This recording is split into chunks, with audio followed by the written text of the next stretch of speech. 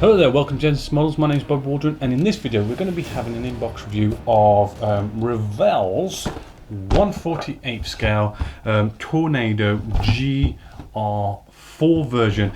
They had released this a couple of years ago as a brand new tool, but this one is the one where it's a GR.4, which is rather cool. So let's just open this up, all nice and brand new. This kit is around about the £25 mark, depending on where you go.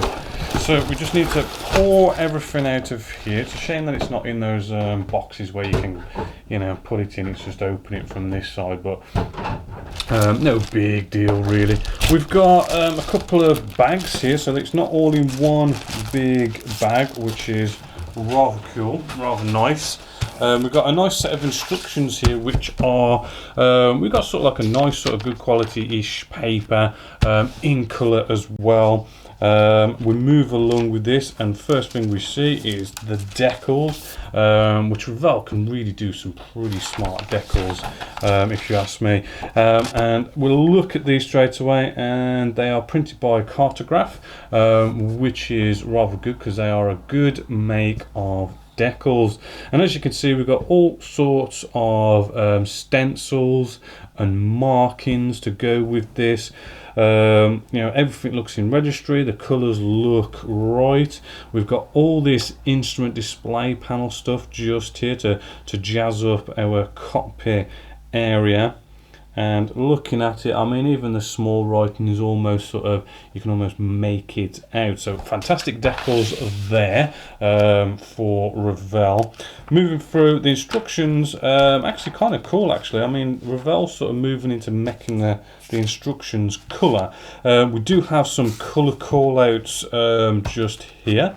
Which is also rather good. Shows you where all the pieces are and which screws as well, which is kind of good as a quick reference. And then boom, I mean, this is quite a colourful set of instructions, so you can kind of see how them sort of growing and changing and making things better. We've got all sorts of things on here which sort of indicate where things need to be drilled, which looks nice and clear. Where decals go on sort of ejector seats, and pretty much it really does explain it rather well. I am quite impressed with their new style of doing instructions. With these, you know, the tornadoes with the swept wings and everything, they have got this sort of mechanism inside where you can sort of have it in different positions, which is rather cool. Moving along, I mean, this could be a little bit of a fiddly area to sort of do, but then again, I mean, when it came to tornadoes, which kit to pick, I do believe Hobby Boss did a really good one, but it was not shaped quite well. Atelier did one, which was shaped well, but the detail was horrible, the fit was disgusting. I built one of them. They are a bit of a nightmare to put together, but Revell seems to have sort of brought us, you know, a nice decent tornado to the table. We move along, and you know, we've got all sorts of little bits and bobs. It looks like we can have ailerons, flaps, slats, all these kind of things in nice moving position, or should we say, you know, put them in different positions that you wish. Looks like we've got air brakes that we can have open or close. The exhaust and that can be open and closed as well. Pylons come together, landing gear, and yeah, I mean, pretty sort of straightforward after that. Then we've got our sort of stencil call out and our markings and paint scheme call outs. You know, again, quite decorative actually. They've really sort of gone for it there. Then we've got all like the weapons and fuel pods. Well, not many weapons by the looks of it, but we'll have a closer look in the kit now. So I'm just going to jump straight in with good old our canopies here. Right, let's have a nice look and see what we're dealing with. We do have something going on here. I think this, let's have a look. It is kind of strange. I think that is potentially some sort of something where something's going to go in there. I think we're going to have some sort of plastic part glue into there, but it does sort of creep over onto the actual glass part area. Hopefully, as you can just see there, which could potentially be a problem. We've even got it at the front here. It's sort of, it does go onto the glass part, which could be a bit of a pain, but we may be able to live with it depending on, you know, who you are and what you're sort of acceptable with. But apart from that, you know, it's looking nice and crystal clear. I'm not seeing any sort of nasty cobweb effects or anything like that. You know, looking nice, clean and tidy. Next couple of sprues, what we've got here, we've got sort of like wheel stuff in this bag just here.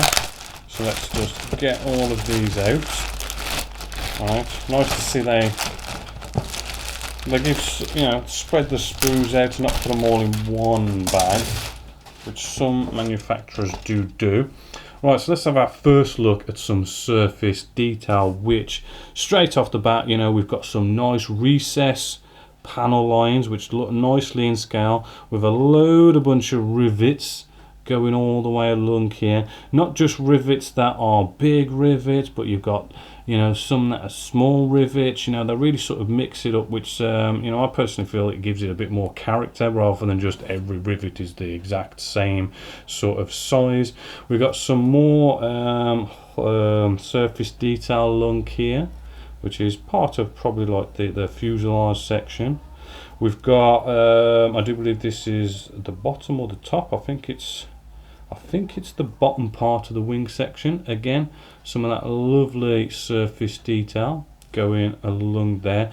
We've got I think this is the air brakes, which we've got nice detail inside there with wires and stuff like that. We have some instrument display detail here, which is lovely sort of raised detail with buttons and everything, rather impressive. We've got some cockpit detail here, again, you know, same lovely detail. It's quite actually impressive for the first sprue that I've brought out here. We've got some wheel well doors here. I'm not seeing any ejector pin marks on these, which is rather good. Moving along, we've got our air intakes that are just here. No ejector pin marks inside the air intakes, which is good to see. And then we've got some more surface detail here, top of the fuselage. As you can see, a lovely detail there. And then I think we've got like slats, flaps and that kind of stuff going on just here.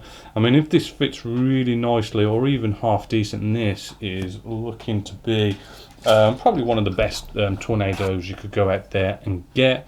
Got more detail just in here. There is some ejector pin marks in here. I'm not sure where this piece is or what it is, but moving along, we have some more surface detail at the tail end just here.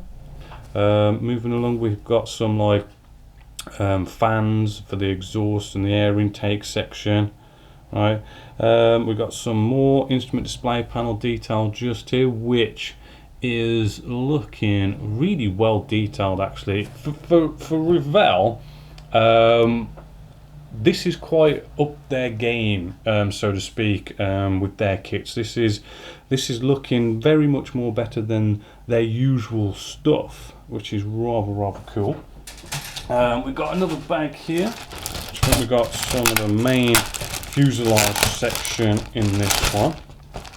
Right, it'd be nice to see what weapons they've got in here as well. Take that bag out. Right, we've got a couple of sprues here, which, you know, we've got surface detail, which we've already seen. We've got pylons here, loads of sort of rivet details along there, looking good. We might have sort of like variants on here, because we've got pieces that are sort of like the same, because the first release they did was like a German Tornado, what was it, the IDS or something, I forgot which one it was, but you know, this is sort of like the Tornado version, so you get all those little bits that sort of make it the GR.4. A little bit of flash, as you can see there. The kit's got a little bit of flash. It's not horrendous, but there is a bit here and there. Right, more detail there, more detail along here, as you can see. Lovely surface detail. We've got the nose cone just here as well. Again, a little bit of flash, but no massive big deal.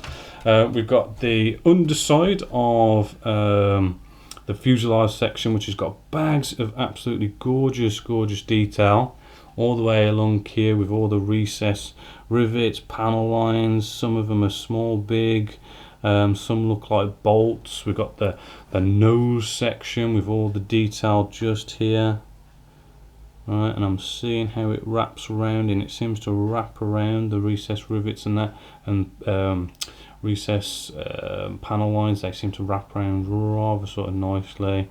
We've got some engine stuff going on just here, and we got, I forgot what this was now. I think it was a sensor or a emergency countermeasures. There's one either side of the wing, pylons. Again, lovely detail along there. Then we've got two final bags here, which do look like they are duplicates. Yeah, so we can get one out, and whatever we see in here, we're going to double up. And it does look like we've got a lot of the weapons and fuel tanks and that kind of stuff in here. So first off, we've got our ejector seat, which for out of the box plastic, and for Revell, that is looking really well detailed for an ejector seat. Absolutely stunning. Bit of flash going on around this sort of cushion down here, but it's still looking really rather detailed. We do have the seatbelt detail in there. So, you know, if you want to go if you want to start going sort of like a bit of photo etching, you're gonna have to sort of remove that. So that's pretty damn good. We've got our big fuel tanks that these Tornadoes have, which I think makes them look really sort of beefy. Remember, there's two of these. Right, and then we've got some more fuel tanks as well, because I think there was like two types. Well, there's a couple of types really. We've got our pylons here. We've got our again, I forgot what it was. There was one that was a sensor or something, I think, and one was an ECM. But you got them on here as well. We've got ourselves, by the looks of it, two sidewinders, which means we've got four, because this is a duplicate. So that's kind of rather cool to see. But as far as weapons go, you know, it's just these sort of four sidewinders. So me personally, if I was going to do this kit, I'd be going out and I'd be sort of beefing it up with some more weapons. And you know, the engine exhaust detail is actually looking really cool for out of the box as well.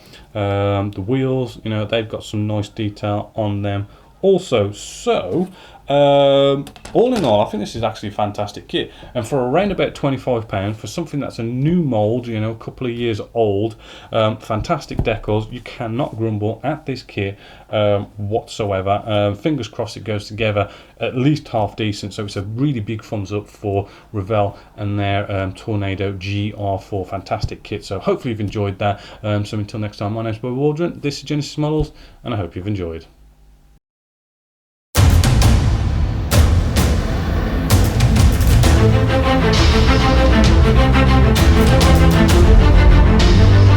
Thank you.